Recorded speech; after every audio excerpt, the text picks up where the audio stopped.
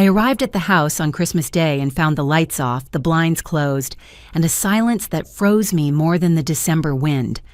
I was carrying 5 bags of gifts for my grandchildren and a bottle of champagne that I had been saving for months to toast with the family. What I found was a note taped to the door. "We went on a family cruise.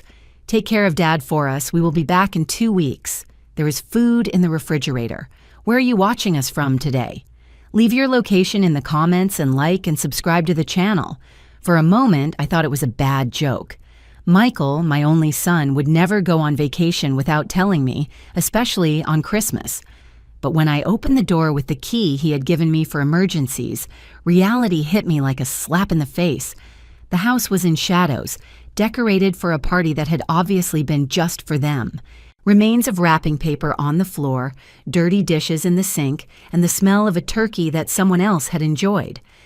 In the living room, next to the cold fireplace, was Mr. William Parker, Sarah's father, in his wheelchair. He was wearing a worn-out robe and had a blanket over his legs. His eyes, however, shone with a clarity that surprised me. "Emily," he said with a calm voice, as if he had been waiting for me, "it is good that you arrived."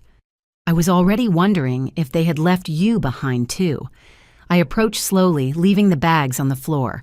At 62 years old, I thought I had already seen all kinds of humiliations.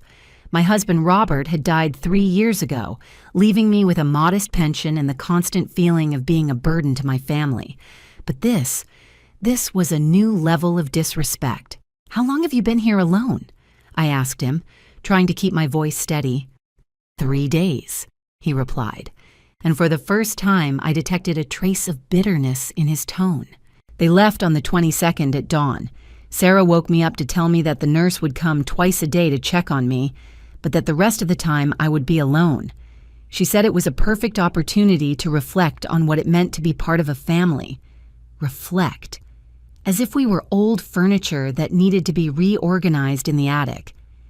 I sat on the sofa in front of him, observing this man who had always seemed so fragile, so dependent. But in his eyes there was something I had not noticed before, a spark of intelligence, of calculation, that made me think that perhaps William was not exactly the helpless victim we all believed. "Do you know what is the most curious thing?" he continued, his fingers tapping on the armrest of the chair. "I found something very interesting while waiting these 3 days, something that I think will surprise you as much as me." "What did you find?" William smiled, and for the first time since I knew him, that smile did not look like that of a confused old man. It looked like the smile of someone who had just discovered his enemy's weak point. Let us say that our dear children have been busier than we imagined, and not exactly preparing Christmas surprises for us. The wind hit the windows, and in the silence of that house that should have been full of family laughter, I felt that something was about to change. William watched me with that new intensity, as if he were evaluating me, wondering if I was the ally he had been looking for. "Emily," he said finally, lowering his voice until it became a conspiratorial whisper. "What do you think if we stop being the victims of this story and become the protagonists?" The question remained floating in the air, charged with possibilities that I did not dare to imagine. But for the first time in 3 years, since Robert's death, I felt that someone was offering me something other than pity or tolerance. He was offering me power. "What do you mean exactly?" I asked William, although something inside me already knew that I was about to cross a line from which there would be no turning back. William maneuvered his wheelchair to a side table that had gone unnoticed by me. With precise movements, he opened a drawer and took out a manila folder. His movements were not those of a confused old man. They were those of someone who knew exactly what he was doing.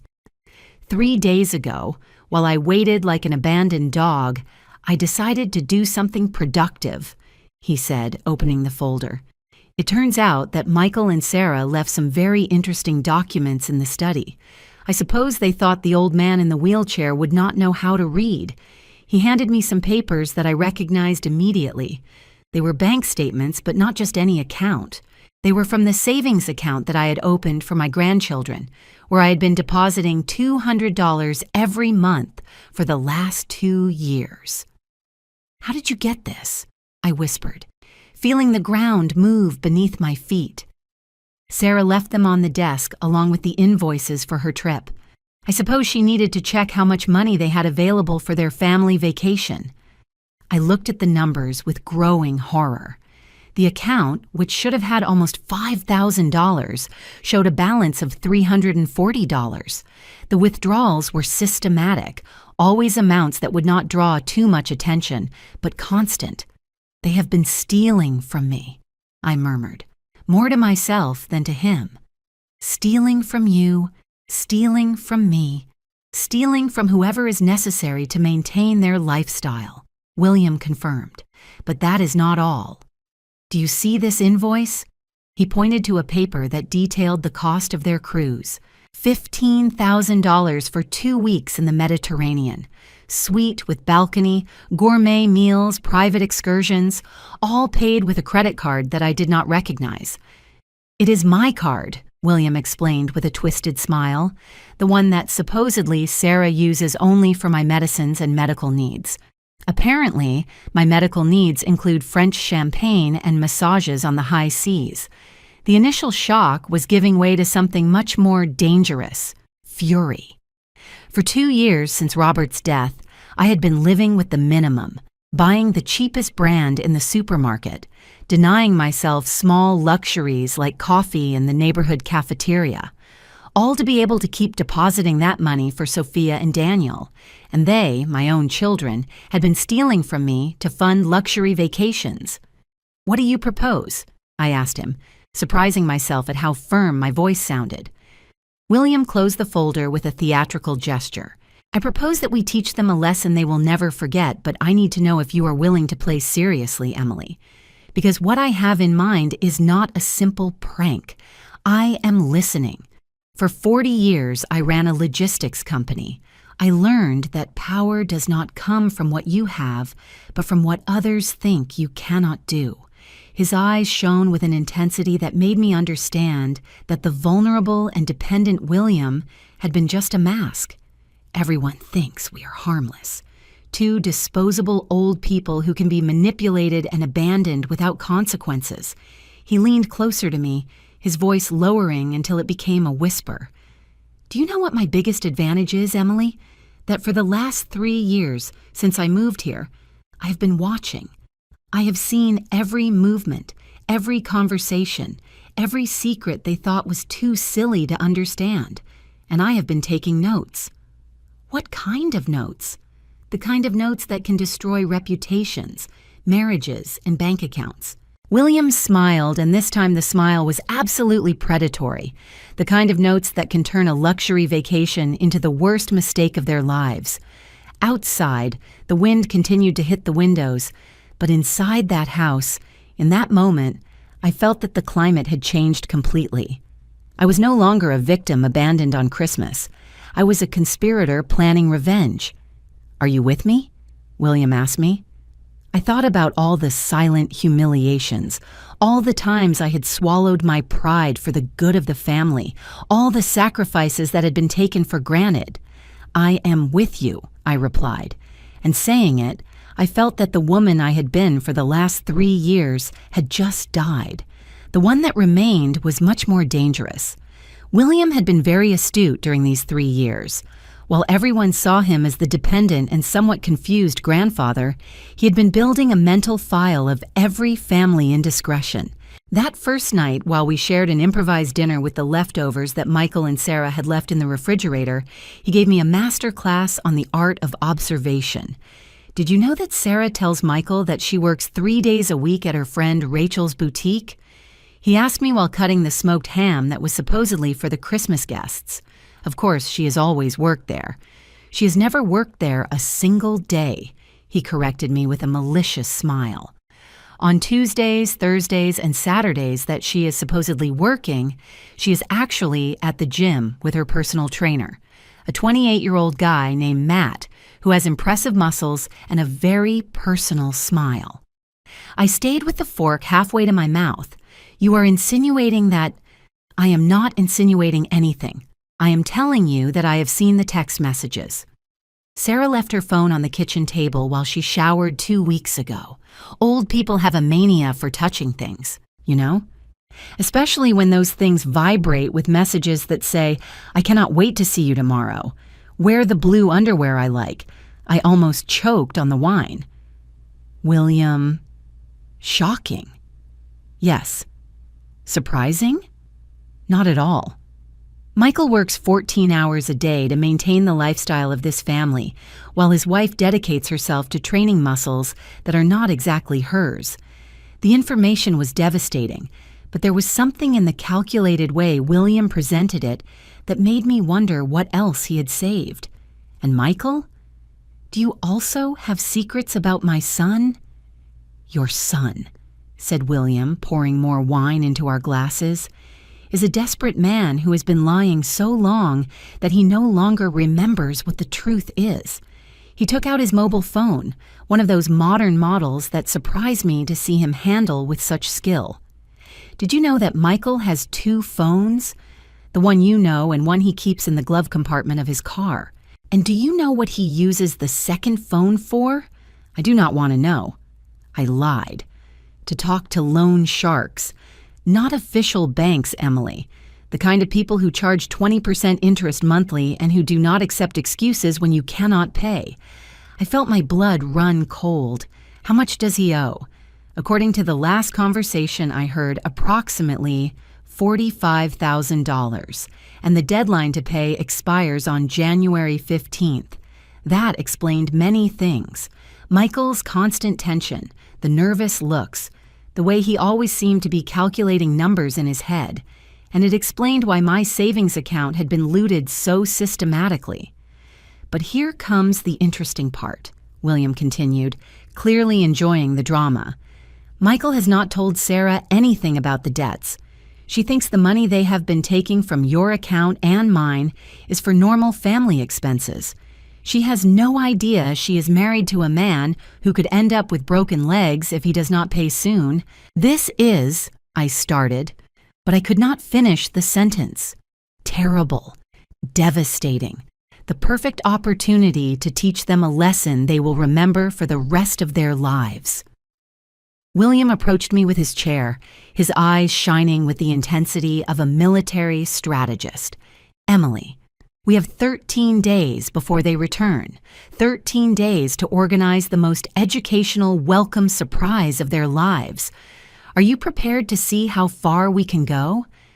I thought of my grandchildren, Sophia and Daniel, who were probably enjoying the cruise without knowing their financial future had been mortgaged to pay for it. I thought of Michael, my son, who had preferred to steal from me rather than tell me the truth about his problems. I thought of Sarah, who looked at me with condescension while robbing me and cheating on her husband. What exactly do you have in mind? William smiled, and that smile contained decades of business experience and a creativity for revenge that scared me and excited me in equal parts. We are going to give them exactly what they deserve. But first, we need to make some calls, and you are going to discover that the useless old man in the wheelchair has more resources than anyone imagined. As he began to explain the details of his plan, I realized I had completely underestimated William. He was not a victim. He was a predator who had been waiting patiently for the perfect moment to attack. And now that moment had arrived. At 7 a.m. on the day after Christmas, William proved that his reputation as a confused old man was the most brilliant performance I had ever seen. With a cup of coffee in hand and a smile of satisfaction on his face, he explained that he had been preparing for months for something exactly like this. The first step, he told me while reviewing some documents he had taken from a safe hidden behind a painting in the study, is to understand that revenge is not a dish served cold. It is a dish served with surgical precision. The documents he showed me left me speechless. William was not simply Sarah's dependent father. He was the secret owner of the building where Michael rented his office. He was the guarantor of 3 of the credit cards Sarah used regularly. And even more shocking, he was the beneficiary of Michael's life insurance.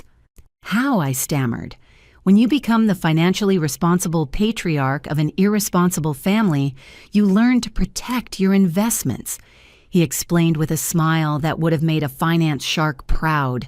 Michael needed a guarantor for his business. Sarah needed someone to guarantee her expenses. I needed to make sure that if one day they decided to treat me like disposable trash, I had some cards to play. But they do not know that you know anything. Michael believes the guarantor is an investment firm. Sarah believes her cards are backed by a family fund I manage. They have been living a financial lie for 3 years, and I have been documenting every wrongly spent dollar.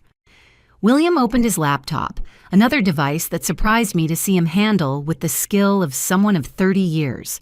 Here's the beauty of the plan, Emily. We do not need to do anything illegal.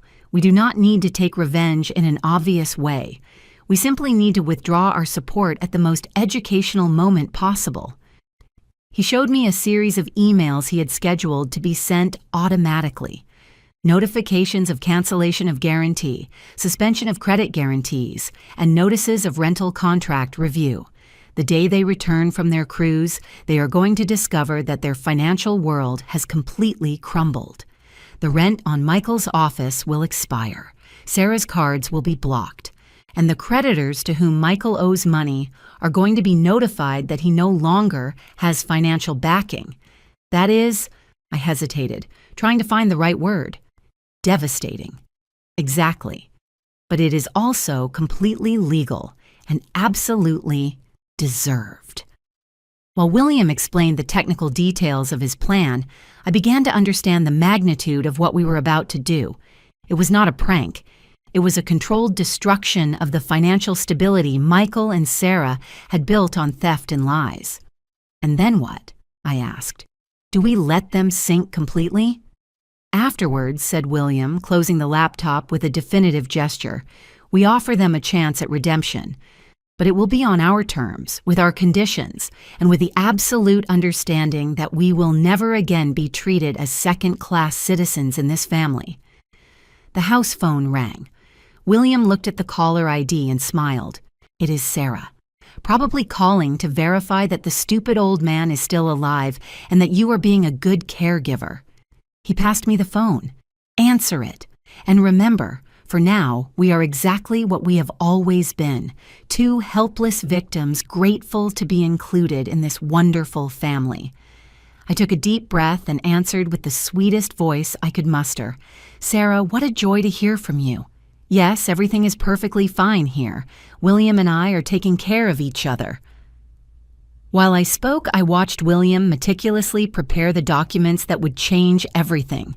For the first time in 3 years, I felt I was not being manipulated. I was being the manipulator, and I liked it much more than I was willing to admit. On the 3rd day of our plan, William revealed something to me that completely changed my perception, not only of him, but of everything I thought I knew about my own family. We were having breakfast quietly when his mobile phone rang. The conversation was brief, professional, and completely in English. Yes, transfer the funds to the New York account. No, keep the Chicago properties in reserve. The quarterly reports look excellent, thank you. When he hung up, I stared at him with my mouth open. Who was that? I asked, although I already suspected the answer was going to surprise me. My financial advisor in London, he replied with the naturalness of someone talking about the weather. I manage some international investments that require regular attention. Some investments? William sighed as if he had been waiting for this conversation. Emily, I think it is time you knew exactly who you have allied yourself with. When I said I ran a logistics company for 40 years, I did not mention that I sold it for $40 million 5 years ago. I was speechless. Literally. I opened my mouth, but no sound came out. Sarah and Michael believe I am an old man with a modest pension who needs their support to survive. In reality, my net worth is approximately 50 times greater than everything they will earn in their entire lives. But why? Why did you allow them to treat you like a hindrance, like a burden? William smiled sadly, because I wanted to see who they really were. After my wife Helen died, Sarah insisted I move here. She said it was because she loved me, because she wanted to take care of me. I wanted to believe it was true. He approached the window, observing the garden Sarah always complained about maintaining, but I began to notice things, small slights, conversations that stopped when I entered the room, the way Sarah spoke about me with her friends, as if I were a problematic pet she had adopted for charity. So you decided to test them? I decided to give them exactly what I thought they wanted. A rich but apparently helpless old man whom they could easily manipulate. His smile became predatory. I did not expect them to try to steal from you, too. That was what convinced me they deserved a memorable lesson. William returned to his chair and opened his laptop again. Do you know what Michael and Sarah are going to discover when they return from their cruise? That the helpless old man they abandoned controls practically every aspect of their financial lives. That every dollar they have spent for the last 3 years has been possible thanks to my money, my guarantees, my endorsements. He showed me a screen detailing a financial empire I had not imagined existed. Real estate properties in 3 countries, investments in technology, shares in companies, and enough cash to buy and sell Michael and Sarah's life 10 times over. But the most educational part, he continued, is that they are going to discover that everything can disappear as quickly as it appeared. That the man they have been treating like disposable trash is the only reason they have been able to live beyond their means. And then what? Do we forgive them and everything goes back to how it was before? Oh no, said William, and his voice contained a coldness that made me shudder. Afterwards, we offer them a chance to earn back our trust, but it will be working for us, on our terms, proving day by day that they deserve to be part of our lives. The phone rang again. This time it was Michael. Mom. His voice sounded tense even through the international connection. How are things over there? Is Grandpa okay? Everything is perfect, honey, I replied, exchanging a knowing look with William. William and I are getting to know each other better. It turns out he is a very interesting man. Good, good. Hey, could you check if any important envelope arrived in the mail? I am expecting some documents. William had showed me exactly what documents Michael was expecting. Notifications from his creditors requiring his immediate presence in the city. Nothing important has arrived. I lied without the slightest remorse. When I hung up, William applauded slowly. Excellent performance. I think you are starting to enjoy this as much as I am. He was right. For the first time in years, I felt powerful, and that feeling was addictive. On the 5th day of our alliance, we began the phase William called ground preparation. We'd been planning meticulously, but now it was time to put the pieces in motion so that Michael and Sarah would return to a completely altered reality. The art of elegant revenge, William explained to me while preparing a series of phone calls, consists of your victims destroying themselves while you simply withdraw your protection. The first call was to Michael's company. William spoke to the owner of the building, which turned out to be himself through a holding company, to notify that the rental contract would not be renewed automatically. They needed to meet to discuss new terms on January 10th. The second call was to the bank that had issued Sarah's credit cards. As guarantor, William had the right to request an immediate credit review. All cards would be temporarily suspended for unusual activity on January 8th. Do you not think we are being too harsh? I asked him, although a part of me already knew the answer. Harsh? William arched an eyebrow. Emily, they stole from us. They lied to us, and they abandoned us on Christmas as if we were trash. The only harsh thing here is that we have taken so long to react. He was right, but there was something else that worried me. And if Michael cannot pay those loan sharks you mentioned, did you say they were dangerous? Michael will have to learn to be honest for the first time in years, replied William, with a smile that did not reach his eyes. He will have to come to me, admit his lies, and ask me for help like a responsible adult, not like a thief who takes what he needs from his mother's accounts. That afternoon, while William took a nap, I did some research of my own. I called Rachel, Sarah's supposed boss at the boutique. "Emily, what a surprise!" Rachel's voice sounded genuinely cheerful. "How is everyone?" "Very well. Hey, could you tell Sarah that her mother is asking for her? I know she is very busy working with you these days." There was a long pause. "Emily, Sarah does not work with me. She has never worked with me. I thought you knew." Confirmed. Sarah had been lying to her husband about where she spent 3 days a week, while Michael had been lying to his wife about the debts that threatened to destroy his life. They were a perfect couple in their mutual dishonesty. When William woke up, I told him my discovery. "It gets better and better," he murmured, clearly satisfied. "Do you know what this means, Emily? That when they return and their world crumbles, they will not be able to comfort each other because each one is going to discover that the other has been living a lie. Is that cruel? Devastating? Exactly what they deserve after years of treating us like fools?" That night, we dined in the main dining room for the first time since I arrived. William had taken out the good china, the crystal glasses, and had opened a bottle of wine that, he told me, cost more than Michael's monthly salary. To new alliances, he toasted, and to discovering that it is never too late to stop being a victim, to teaching our children that respect is not optional, I added, surprising myself with my own vehemence. While we drank, William told me more details about his previous life. He had built his company from scratch. He had lost and won fortunes. He had navigated commercial betrayals that would have destroyed weaker men. But what impressed me most was his patience. "Impulsive revenge is satisfying for 5 minutes, he explained. Planned revenge is satisfying for a lifetime. Michael and Sarah are going to remember this lesson every time they look at their bank accounts for the next few years." "The next few years? Oh yes, this does not end when they return from the cruise. This ends when they demonstrate that they have learned to value what they have and to respect the people who made their comfortable life possible. That night?" Before going to sleep, I looked at myself in the bathroom mirror. The woman staring back was no longer the Emily who had arrived on Christmas Day with bags full of gifts and a heart full of family hopes. She was someone stronger, smarter, and much less willing to tolerate disrespect. She was someone I liked much more. On the 7th day of our plan, something changed between William and me. It was not just the conspiracy that united us, but a mutual understanding of what it meant to be discarded by the people who should have valued you the most. That morning, while we reviewed the last details of our plan, William asked me a question I did not expect.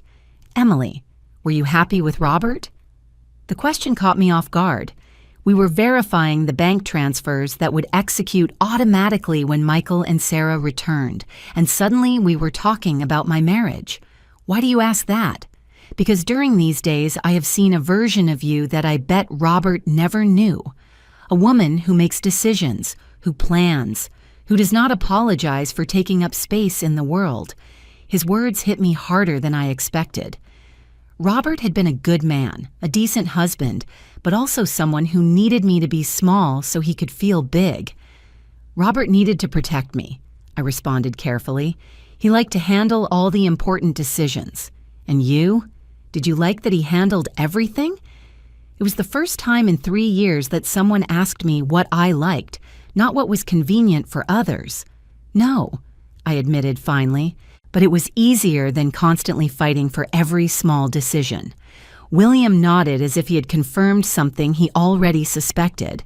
Helen, my wife, was the same, intelligent, capable, but she had learned that it was simpler to let me make the difficult decisions. At the end of her life, she told me something I will never forget. "William, I became a shadow of myself so you could shine brighter." We remained in silence for a moment, processing the honesty of that confession. "And what did you answer her?" I asked. That I had not realized it, and that if I had known she felt that way, I would have preferred for her to be the one who shined. William looked me directly in the eyes. "Do not make the same mistake, Emily. Do not make yourself small again so others feel comfortable." That afternoon, we put into motion the next phase of our plan. William contacted a private investigator he had used during his years as a businessman, not to do anything illegal, but to officially document Sarah's activities during her supposed work days. "Is it necessary?" I asked. "Michael has the right to know his wife is cheating on him, just like Sarah has the right to know her husband owes money to dangerous loan sharks," replied William pragmatically. "Honesty is very educational, do you not think?" Also that afternoon, we received a call we did not expect. It was Sophia, my 8-year-old granddaughter, crying on the phone. "Grandma, Dad, and Mom are fighting a lot on the boat. Dad says someone is going to take away our house, and Mom screams that he never tells her anything important." My heart shrank. The children did not deserve to be in the middle of this chaos, but neither could they continue living in a family built on lies. "Where are you now, my love?" "In their cabin. Daniel and I are in the game room, but we can hear them screaming from here."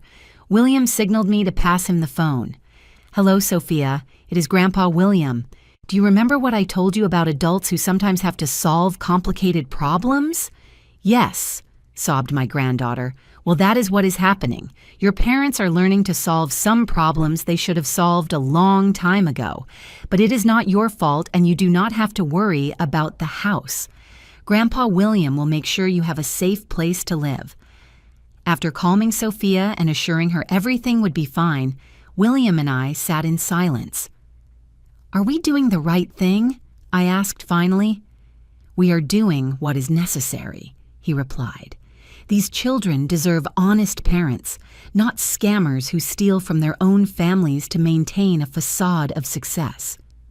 That night before dinner, William received a call from his lawyer in the city. The conversation was brief, but when he hung up, he was smiling.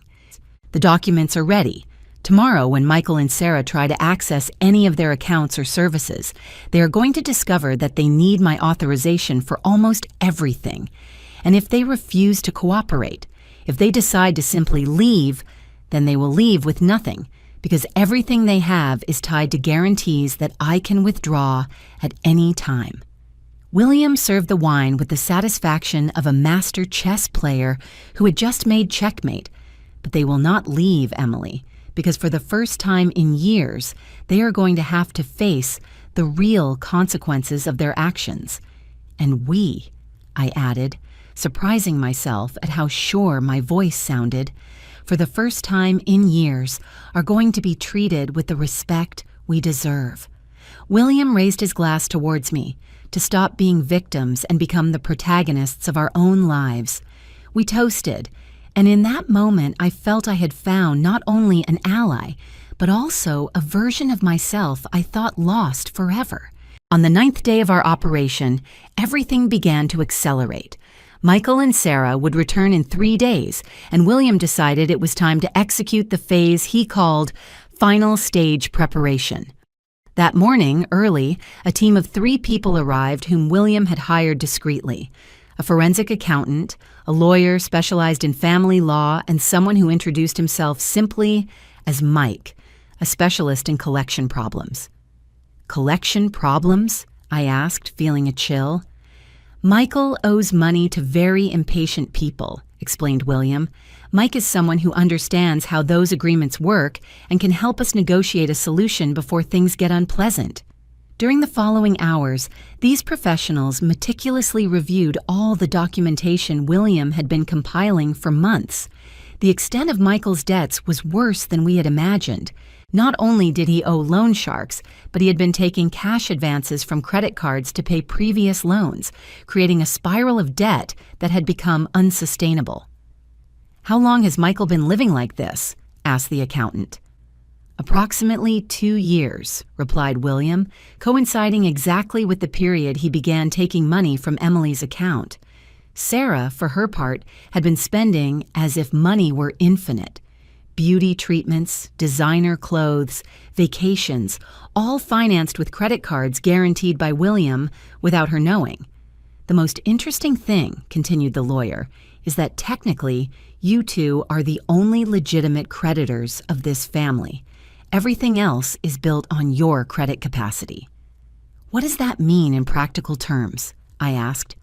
Does it mean, said Mike with a smile that was not particularly reassuring, that you have total control over Michael and Sarah's financial future? You can save it or you can let it fall. It depends completely on you. That afternoon, William showed me something that changed my perspective on everything we were doing. He took me to his room and opened a safe I did not know existed. "Do you know what this is?" he asked me, showing me a folder full of legal documents. They were wills, multiple versions, dated at different times during the last 3 years.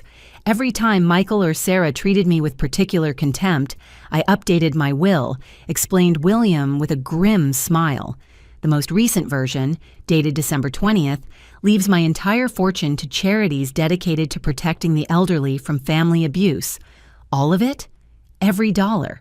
Michael and Sarah would not receive a cent. After all, why should I reward people who have shown me so clearly that they consider me a burden? The implication was devastating. Michael and Sarah were not only losing immediate control of their finances, but they had also lost any expectation of future inheritance. And if they prove they have changed, I asked. Then perhaps I will consider a new will, replied William. But they would have to prove with deeds, not words, that they have learned to value family above convenience. That night we received a frantic call from Sarah. Her voice sounded hysterical. "Dad, are you okay? Why don't you answer your mobile phone?" William winked at me before replying with a frail and confused voice. "Sarah? Is that you, my girl? I did not know my phone was not working. Emily and I have been very quiet here." "Very quiet?" "Dad, strange letters have been arriving at the house. Something about credit reviews and contracts. I do not know anything about that, daughter." "Letters? Emily, do you know anything about some letters?" I approached the phone. "No, William, I have not seen any important letters, but maybe you should ask Michael when you return. He understands those things better than us." There was a long silence on the other end of the line. "Is everything really okay there?" asked Sarah, and for the first time in years I detected genuine concern in her voice. "Everything is perfectly fine, honey," I replied with my most reassuring voice. "William and I have been taking very good care of each other. It has been educational." After hanging up, William and I looked at each other for a moment before bursting into laughter. "Educational?" he repeated between laughs. "Well," I answered, "it is the truth. I have learned more about myself in these 9 days than in the last 3 years. And they," added William, wiping tears of laughter, "are about to receive the most important education of their lives." 3 days remained until their return, and I felt like a general preparing for the final battle, a battle we had already won before our opponents knew they were fighting. On January 6th, 12 hours before Michael and Sarah's return, William revealed to me the full dimension of what we had orchestrated. It was not just revenge. It was a total restructuring of family power.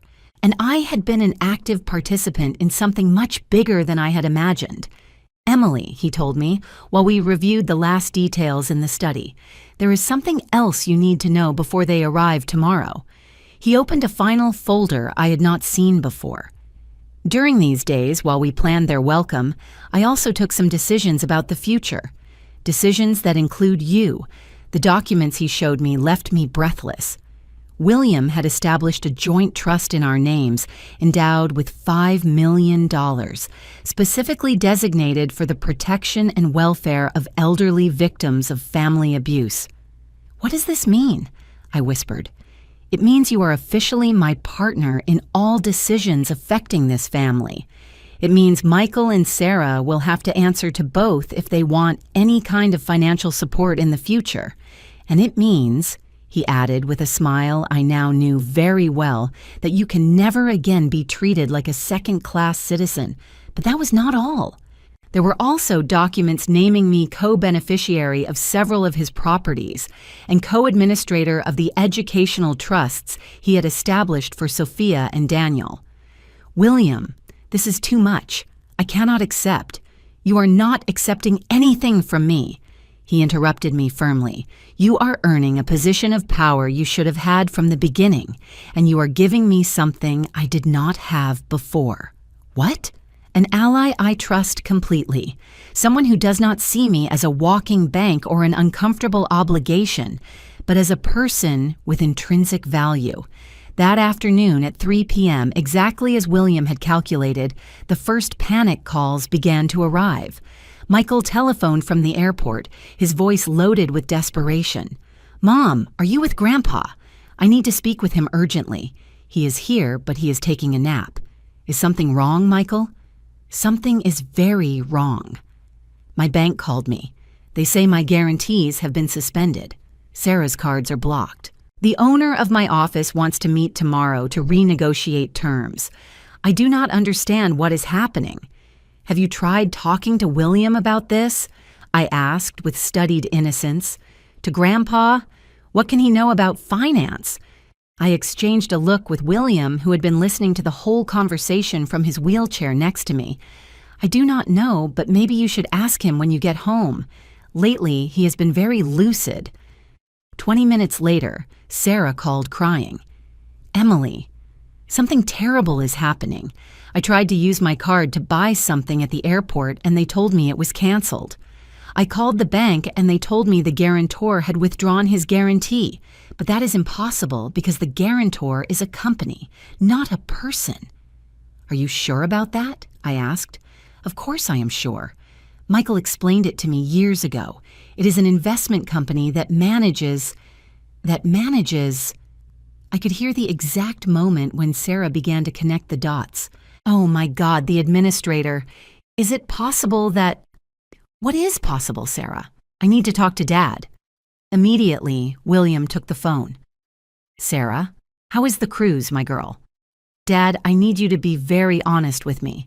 Do you have anything to do with the companies that guarantee our credit cards?" William paused long, theatrically. "You know, daughter, during these days I have been remembering many things. Things about business, about investments, about decisions I took years ago to protect the family.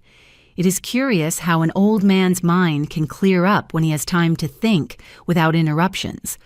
Absolute silence on the other end of the line. Dad, what are you saying?" "I am saying that tomorrow when you get home, you are going to find some surprises. Nothing terrible. Do not worry, just educational." After hanging up, William and I prepared for the most important night of our plan. "Are you nervous?" he asked me. "No," I replied, surprising myself at how calm I felt.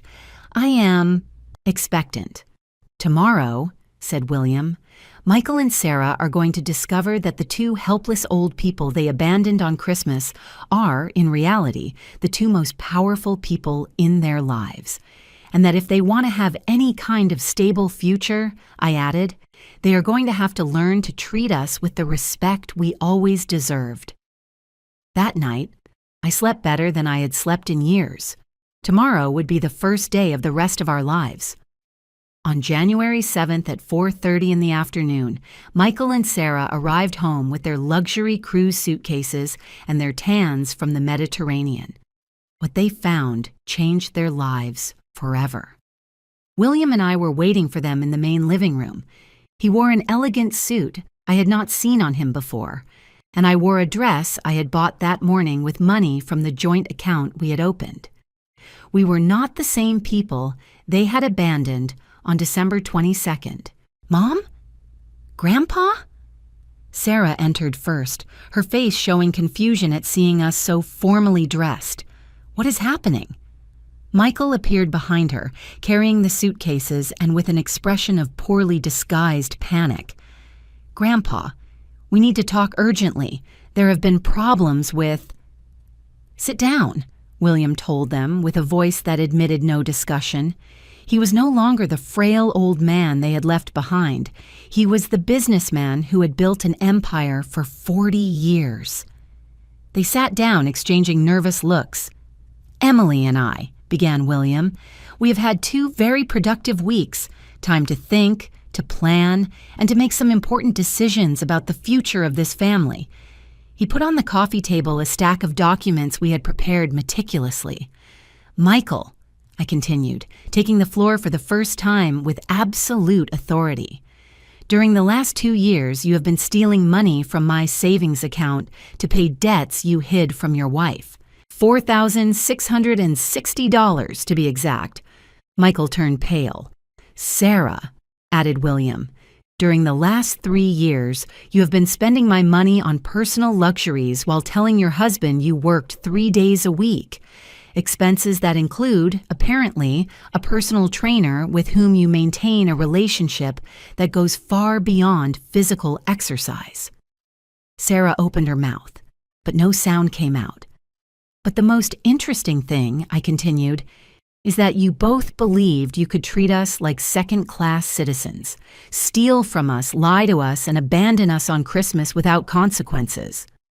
William opened the first folder. "Michael, the debts you have with loan sharks total $47,000. The deadline expires in 8 days. If you do not pay, according to Mike, our consultant on these issues, the consequences will be very unpleasant." "Mike?" stammered Michael. "Sarah," continued William, "all your credit cards were guaranteed by me through companies I control. Those guarantees have been withdrawn permanently. And Michael," I added, "the place where you have your office is owned by a company that belongs to William. Your contract expires tomorrow. We watched them process this information." Michael had turned green. Sarah was trembling visibly. "What do you want from us?" asked Sarah finally. "Respect," I answered simply, "and honesty and a sincere apology for years of manipulation and contempt. And work to earn back our trust," added William, "not as a right, but as a privilege." Michael got up abruptly. "This is blackmail. You cannot do this." "Can we not?" William smiled. "Michael, check your contracts. Check the guarantees. Check who has been financing your life for the last 3 years. We can do exactly this, and we are doing it. But we have an offer." I intervened. "A chance for this family to work based on mutual respect instead of manipulation." We explained our terms. Michael would have to work directly under William's supervision, learning to manage finances responsibly. Sarah would have to get a real job and contribute honestly to the family economy. Both would have to attend family therapy to learn to communicate without lies. "And if you accept," concluded William, "not only will we solve Michael's debts, but we will give you the opportunity to build a stable financial life for the first time in years." "And if we do not accept?" asked Sarah with a very small voice. "Then," I replied, surprising myself at how firm my voice sounded, "you can leave right now, but you leave with nothing, because everything you have is tied to us, and Michael's debts will continue to be his problem." There was a long silence. Finally, Michael slumped in his chair. "I did not know. I did not realize that we were people with feelings, with dignity, with value beyond what we could give you," I finished for him. Sarah began to cry. "Dad, I'm so sorry. I did not know that you guys—" "Now you know," said William. "The question is, what are you going to do with that information?" 6 months later, I am writing this from the new house that William and I bought together. Michael worked hard to earn back our trust and now successfully manages a division of William's companies. Sarah got a real job and is attending therapy to understand why she had needed to lie for so many years. Sophia and Daniel come to visit us every weekend, and for the first time in years, we are teaching them the value of money earned honestly. As for William and me, we discovered that the best revenge was not to destroy our children, but to teach them that they would never again be treated as victims. Sometimes families need to be rebuilt from scratch, and sometimes supposedly helpless old people turn out to be the most powerful of all.